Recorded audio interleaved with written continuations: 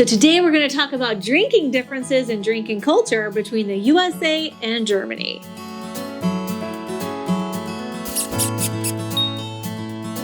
Well, hey everybody. Hello. Welcome back to our channel. We're the McFalls. I'm Sarah. And I'm Kevin. And we are a family of 6 with 4 kids, A cat and a hamster. and we moved from the USA to Germany in February of 2021. And we've been sharing all of our adventures and culture shocks and changes and challenges along the way. So today we are so excited to do our very first collab. And it is with the amazing Feely from Germany. I know many of you already follow her channel. She is a German who was born and raised in Munich and then moved to the USA to do some of her college studies and get her master's degree in the US in Cincinnati, Ohio.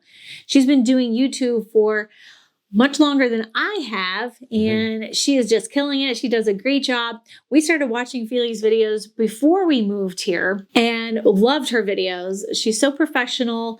Her videos are very high quality. She talks about really important topics and cultural changes and cultural differences between the two countries. And we just love Feely. I think many people do because she has a lot of followers, a lot of subscribers.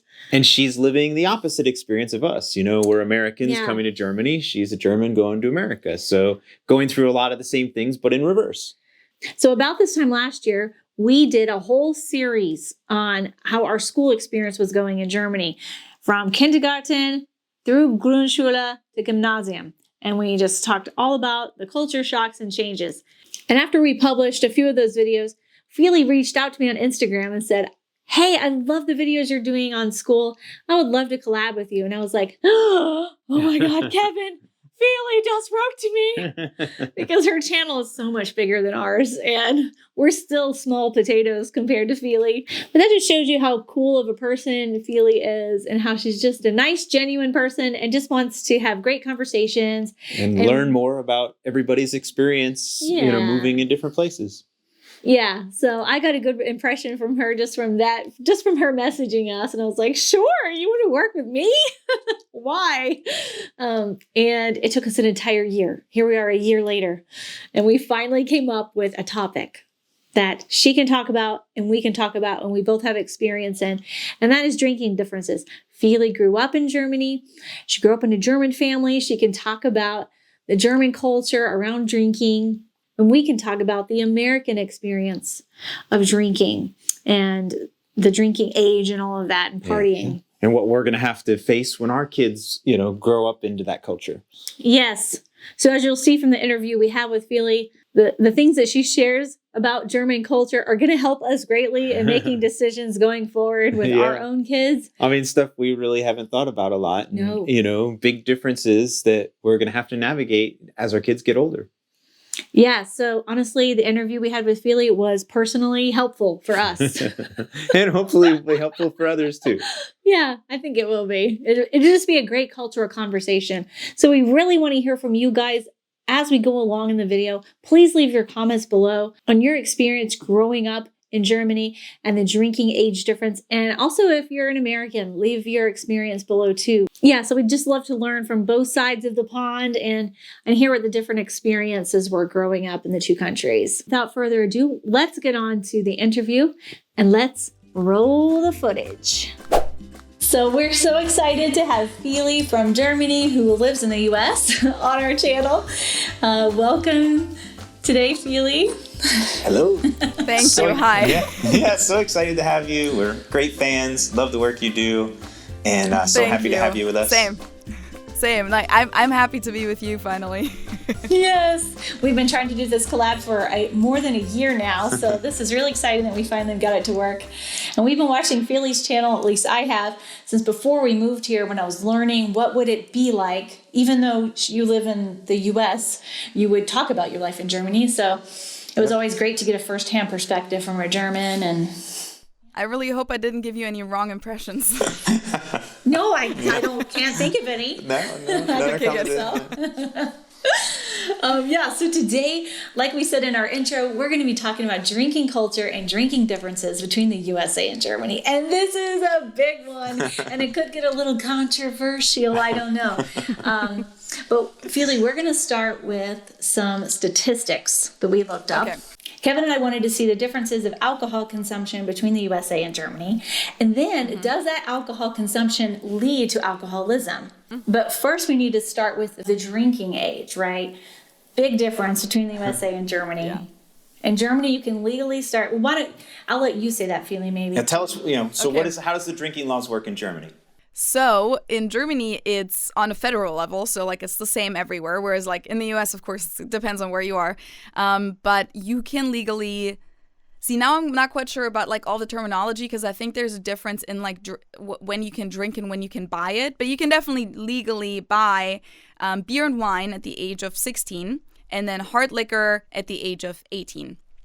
So that's like a big thing. Turning 16 is almost the equivalent to turning 21 in the US because like at your 16th birthday, you can finally legally drink your beer, even though many people, of course, start a little bit earlier than that.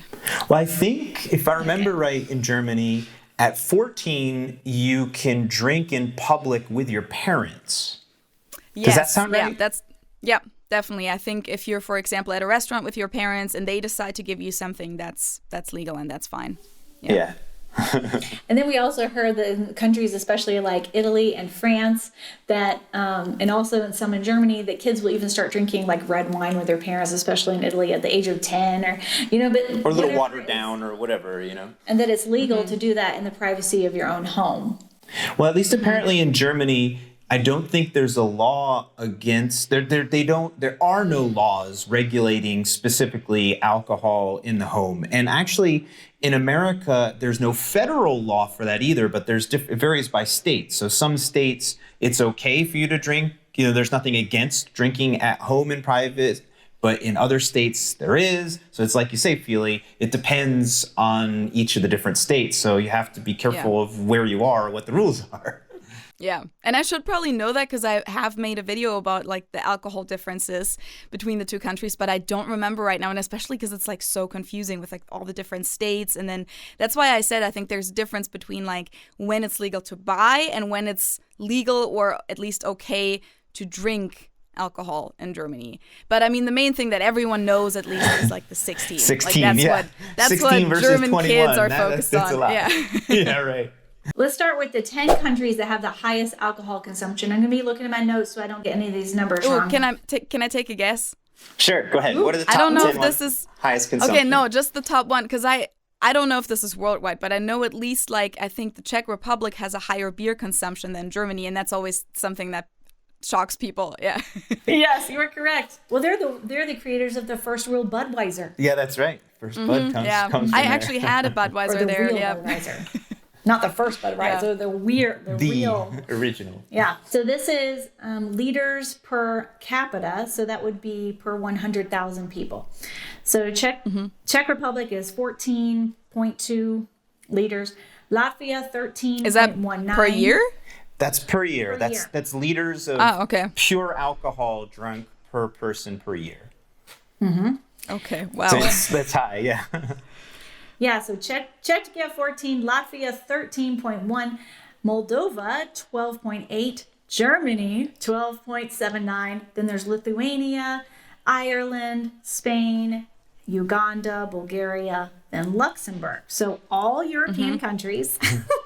And these are 2019 numbers. It's slightly different for Yeah, they're 2022, but it's basically the same. Honestly, you would think it would skyrocket after 2020. Yeah. So then the numbers go all the way down to where the U.S. is at number 39 with only 9.9 liters per capita. So this makes the U.S. look kind of good right now. But wait. So you would think the highest alcohol consumption might lead to... Yeah, there could be a correlation between consumption and alcoholism. Where here the U.S. is something like Germany's like 30% more consumption or something like that. It's a good bit more. But how does it work for alcoholism? Okay, so the top 10 countries with the highest rates of alcoholism or alcohol use disorder. The first one is Hungary, 21%. Now, if you notice in the top 10, Hungary's not even listed in the top 10 highest consumption.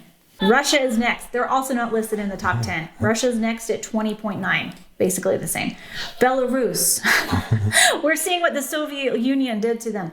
Belarus, 18%. Latvia, again, another former Soviet Union country, 15.5. Then there's South Korea with 13.9. Slovenia, 13.9. United States is number 7, clocking in at 13.9. They're a tie with Slovenia and South Korea. Then there's Poland, 12.8. Estonia, 12.2%. Slovakia, 12.2. Germany's not even listed in the top 10. And in fact, they are, what number was 30 something, I think, and so it's interesting, you got Germany's in the top 5 in consumption and, way down there in terms of alcoholism, and America's got that flipped. So it's just, I don't know, it's kind of interesting. And I wanted to look that up because the drinking age is so much lower in Germany. I wanted to know, before we decide what we're going to be doing with the alcohol culture here in Germany with our kids, am I leading our children by allowing them to drink earlier? Are we directly leading them into having a higher rate of alcoholism? And from the statistics, no, we're not. That isn't the case, statistically speaking, right? Yeah. So that's why we're so excited to talk to you, Feely, since you've actually lived and experienced this. And of course, it's just one person's experience. So what we want to hear from all of you in the comments below, let us know what your personal experience living in Germany has been with drinking culture. When did you start drinking? And then tell us about your party life, and did you overdrink and all that stuff in Germany. Yeah, and so getting back to those statistics, it's really interesting because when at least Americans think of France and Italy, we think high alcohol consumption, and they're not even listed in the top 10. And in fact, in France, the alcoholism rate is pretty low. It's only 7%. And in Italy, it is only 1.3% of the population has alcoholism. That's crazy. And they have such a wine culture there, don't they? Yeah. So, it's totally normal to drink wine for lunch, even during the week. Right. Yeah. So you can see how they must be drinking it in moderation. And that's a big difference between the U.S. in general, right? Americans go big or go home. They do. I mean, we have more gluttony, you could say, than in Europe. Europeans eat less. They eat less food at each meal, and they also drink less. So I think that's really interesting. The U.S. is known as the land of the extreme, of course. If you guys do something, as you said, go big or go home. If you do something, you're going to do it intensively. Right. Yes. All right. So, Feely, what was your experience like growing up in Germany? When did you first have your first drink at home with your parents? That's a good question. I don't even remember that, to be honest. I was actually more of a late bloomer when it came to drinking. And that's crazy to say because I did start drinking regularly at the age of 16. And yeah, that's late because I didn't really drink before I was legal. Whereas most other kids, including my friends, start drinking at the age of 14, often 13 even. And by drinking, I mean kind of regularly. That's something that they do in their free time with their friends. I don't know how common this was. Maybe it was just my friend group, but a lot of them definitely had their first drinks without their parents at the age of 13. And then 14 was kind of when a lot of people in my neighborhood started meeting up by the lake and just getting drunk on the weekend. How did they get it if it's not legal? Older friends, their parents' homes. I mean, typical. Yeah. Just stealing a bottle of champagne or beer. That's a thing. A lot of German households, especially in Bavaria, I think it's relatively normal to have a whole case of beer in the basement or in the pantry or in the fridge or somewhere. True. Mm-hmm. Sure.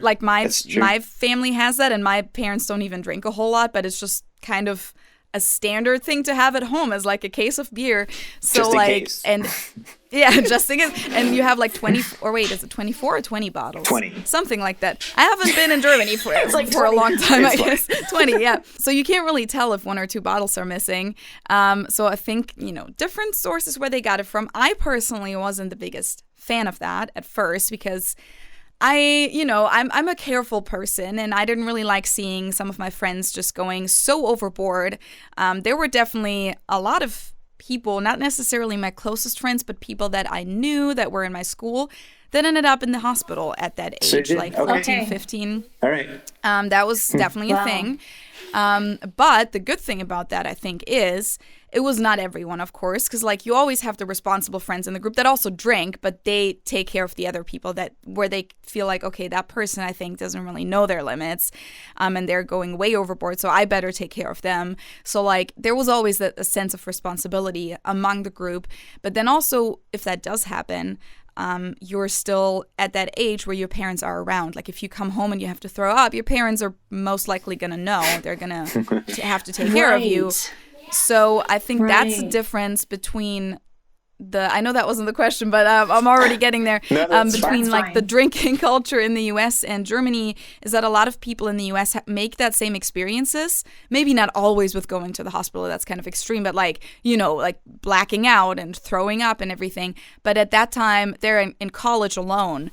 Absolutely. And they don't really have that safe harbor of home. Right. Yeah. Right. So for a lot of kids, that was definitely an experimenting phase where they would figure out, where are my limits? How does alcohol affect me? And I'm not saying that that's like a great way to learn. I personally like didn't learn like that. I just watched them. So like that was kind of my approach, was more like watching them, getting maybe a little, also like the party pooper in a lot of cases, because, you know, I would sometimes not think it's fun seeing them kind of half passed out on the floor, and like I would be scared for them. But of course, if you're sober, that's what you'll think. If you're one of them drinking, you'll think it's funny and whatever. But so that was kind of my personal approach. When it comes to my very first drink with my parents, I'm sure that my parents let me try beer at a young age. I don't remember when, but like at the dinner table, like they would definitely let us try just like a little bit of foam and like a sip of beer at, I think, a very young age, probably under 10, I don't know. But I think that's common in the US as well. That's not anything like crazy. No, I don't think it's so different. Our kids have done that. It's more like, just trying the taste of it, and then of course kids won't like it anyways. So like that's not really an issue at that age. Yeah. But I think the difference really is when kids start drinking, and I know that a lot of kids in the US also drink at a young age. But it's like, it's not everywhere. I think it depends on the area you're in.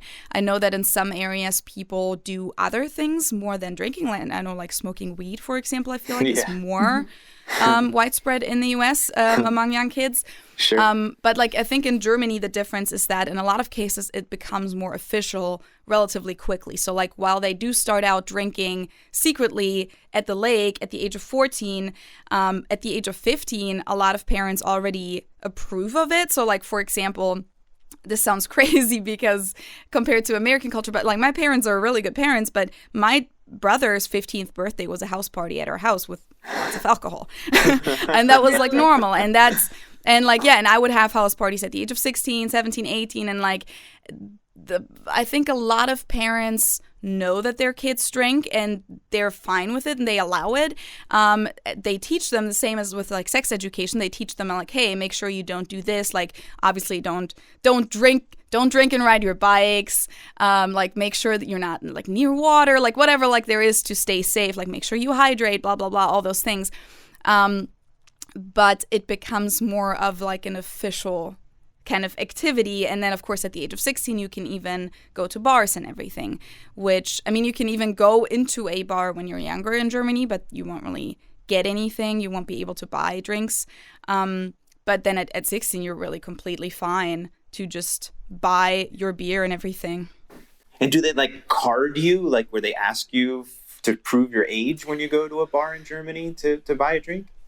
So it really depends on the kind of establishment. So, I mean, they usually do, but it depends on like if it's a club or a bar, because a lot of bars in Germany are more places where you can always enter. It's more like a restaurant. Like they're not going to card you at the entrance.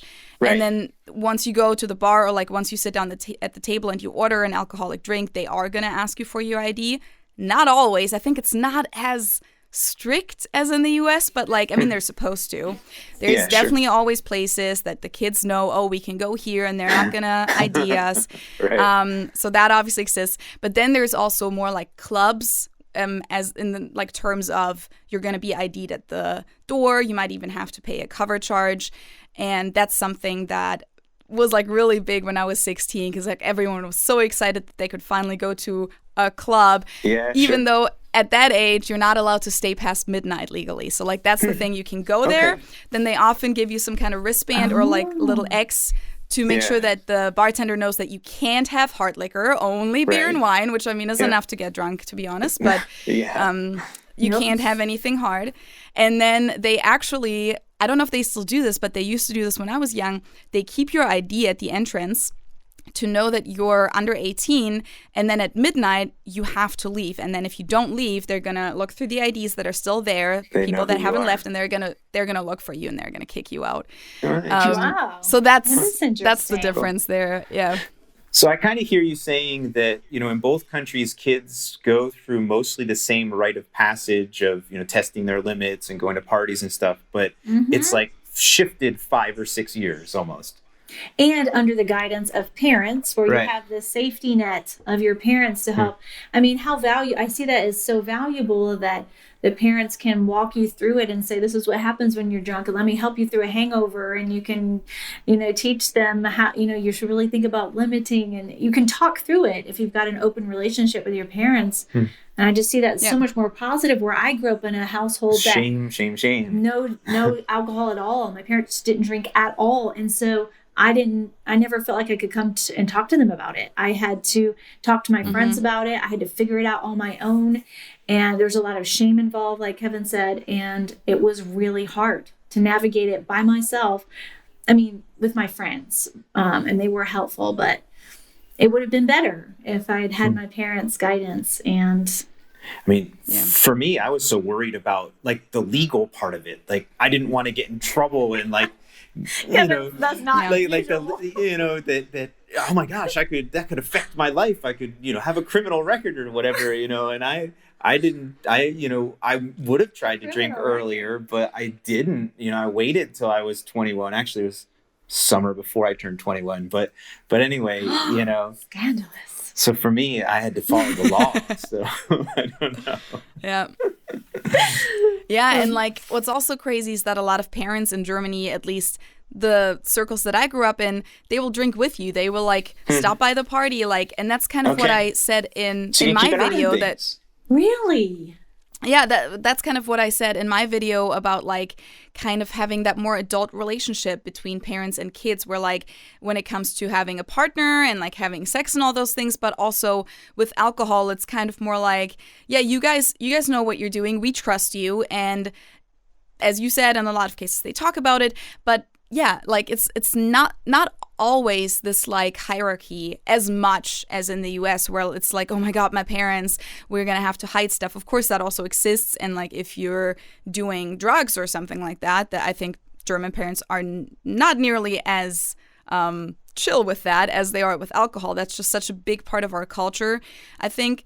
But yeah, that's like, parents know about it. Parents allow house parties. Not all of them, but a lot of them do. And for me, like when we went out, my parents would always know like that we're going out. They wouldn't, like if I came home and they were still up, I would tell them, oh yeah, I'm pretty drunk, or like, you know, like I would kind of just be open about it. And then my parents would always pick me up, which is like not something that all parents do, but my parents are like stay up late naturally. And so like sometimes they would be like, you know what, I'd rather like pick you up from the subway than you taking your bike in the middle of the night when you're kind of drunk. That's not safe. So, or like they even at the party.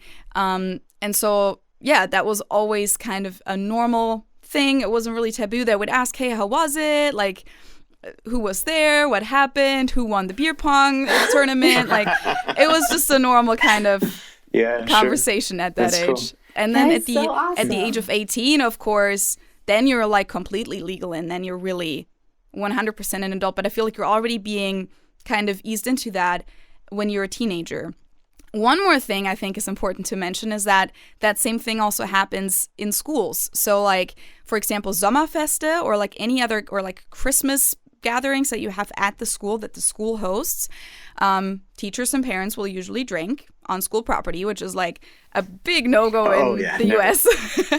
And then if you're 16 as a student, you can also drink. So like, then you'll just be in your school building or in the courtyard drinking with your parents and your teachers. And that was honestly also like always a cool experience. Like that was like, it just made you feel so seen and valid and respected in a way. Like you're part of the adults. Like you get to do this.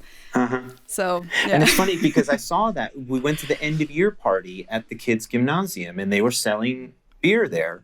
And I saw, there were signs, if you're 16, you can get some. And, I saw some of the students there that had beer. So I now that you say that, it triggers my memory. So all right, that's cool. Very interesting. So my first experience with like European drinking and stuff was I was in middle school and this family from France moved to our middle school and they were twins, Terence and Joy, I think were their names. I can still remember their names because they hit our middle school with a shock. So they moved from France and just start having these giant parties that their parents would host. And they were, I think they were rather wealthy. They owned a big house and they would have these giant parties and it got around all over school in the high schools. Everybody knew, oh my God, these parents have alcohol and you can go at 12 and 13 and 14 and go drinking at these parents' house. And we were in shock. And they were also like the first very sexually, I don't even know if they were very sexually active, but maybe it was just one or two people, but in a U.S. middle school, that was like totally shock things. And I just thought, oh my gosh, is this how things are done over there? We were just in total scandalous. shock. It was so scandalous. Yeah. But of course, we all still thought it was cool.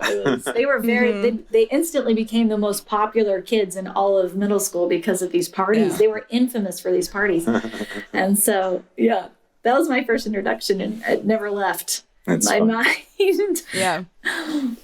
That kind of makes sense, kind of ties in with what I just said, even though like I would say maybe 12-year-old or 12 and 13 is maybe a little bit early. I don't know if a lot of people in Germany let their kids have parties at that age, but like definitely like 14, I feel like 15, like that's definitely the time where it's relatively normal. As I said, I remember like my brother had a house party for his 15th birthday and that was like normal. Like I don't even think my parents were home for it.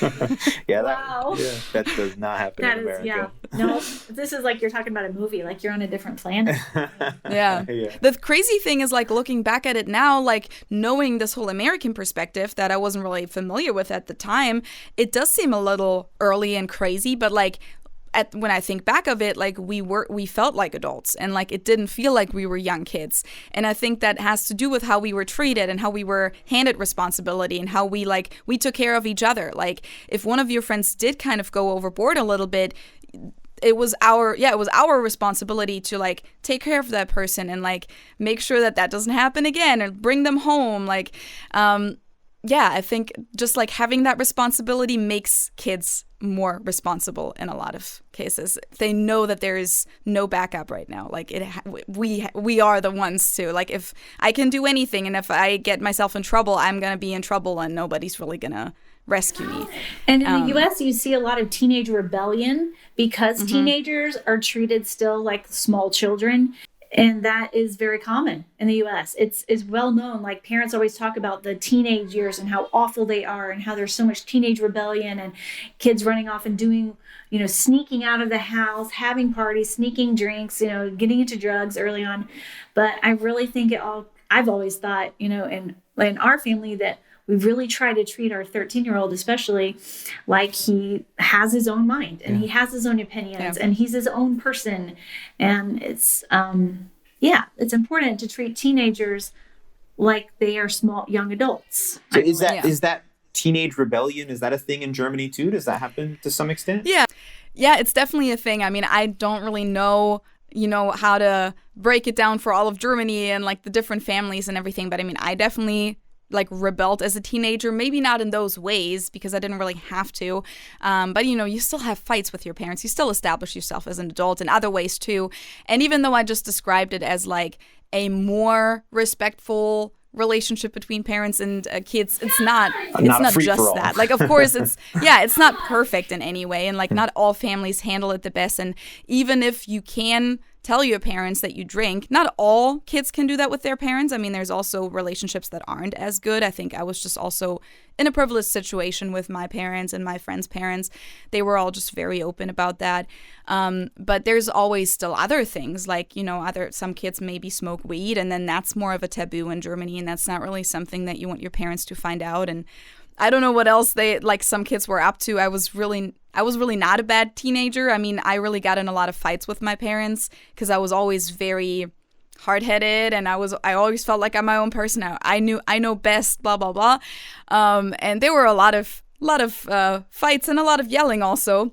But at least I knew that I could tell them things. I knew that I didn't have to keep a secret that I had a boyfriend, or that I went to a party, those kinds of things. But I mean, there might also always be things for other kids that they did feel like they had to hide. So I don't know if you can say it's maybe something that happens more in the US than in Germany. Probably not, but probably it happens in different contexts. Maybe you could say that. I would assume that that's the case, at least, that it happens over different topics in the US sometimes. Right. Sure. Mm-hmm. Along the hierarchy idea, do teenagers, do they call their parents still mom and dad, or they call them by their first names? I call my parents mom and dad until this day, but I don't think that was very common. I have one friend who always called her parents by the first names, ever since she was a little kid, but that's, I think, not the norm at all. Yeah. I would say they still definitely call their parents mom and dad. Yeah. Because that was a thing in Sweden that was, because Sweden has a lot of similarities with drinking culture and sex and that sort of thing with Germany. But that's a thing. It seems that a lot of teenagers there call their parents by their first name. That sort of really breaks down the hierarchy, and it's you're on a peer basis more. So interesting. So you still got that cuddly mom and dad, at least here in Germany. Yeah, definitely. The only thing that I can think of, and this is kind of on a different topic, but has to do with names and respect, is that in schools, I think it's still the case, at least in Bavaria. I think in 10th grade or 11th grade, one of the two, the teachers are technically required to use the formal address with students. Okay. Really? And I don't remember how they all handled it. I think most of my teachers actually asked us if we wanted that. I think they asked us basically as the whole class, or does someone have anything against it if I still use the informal with you, because I think it's weird. But then other teachers would literally just do it and not even ask, and they would just from one day to the other, after summer break, suddenly start using the Z with all of us, and then in some cases even use the last name. So be was sagen Sie, Herr Müller? Okay. So and that kind of established a whole different, I think, level of respect. Right, that now we're equals and give each other respect in that way. Wow. In a way, even though I think that most students always found it a little bit awkward, because they're still 17, maybe 18, but you still feel you don't feel like this older teacher that's 30 years older than you needs to use the formal address with you in the classroom, because they know you. But I know that that's definitely something that is supposed to establish respect in that sense, yeah. All right, Feely, thank you so much for being here with us today. This was such a fun conversation between your video and our video. Yeah, so cool. Yeah, it's just really great. Well, to sit down I'm curious to see how you guys handle the alcohol topic with your kids when they're getting in that. And I think one of your kids is already 13, right? I know. So that might be a topic right? soon. Mm-hmm. They have sips of our alcohol at dinner now that we know it's okay here, and all of them are like, this is so bad. So they're not interested right now. They think it tastes terrible. Yeah. So. But maybe especially that Dorfjugend, that's kind of what people on the countryside are known for, even drinking even earlier and drinking even harder. Sure. So you don't know if maybe his friends are going to start at some point and he's going to be exposed to that. Yeah, maybe. Or even he's going to be like me, where I was always that party pooper that would still be there with my friends, but I would be like, no, do you really have to do this right now? And I would just not touch it until the age of 16. Yeah, well, we'll see. You guys are similar in that way. Yeah, I think so. So yeah, I don't know. With those ones are big differences, and we'll definitely have to see how we navigate that, because it's definitely a big difference. And I don't know. We haven't sat down and talked about it yet. And I don't know. We'll just feel our way. It'd be interesting to see. I don't have really strong opinions about it, I guess. I don't. Yeah, you'll probably just like handle it as you go. Right. Figure it out with your kids, what they think. Right. Mm-hmm. Yeah. Kind of go with what they need and what they're wanting and help them. Yeah.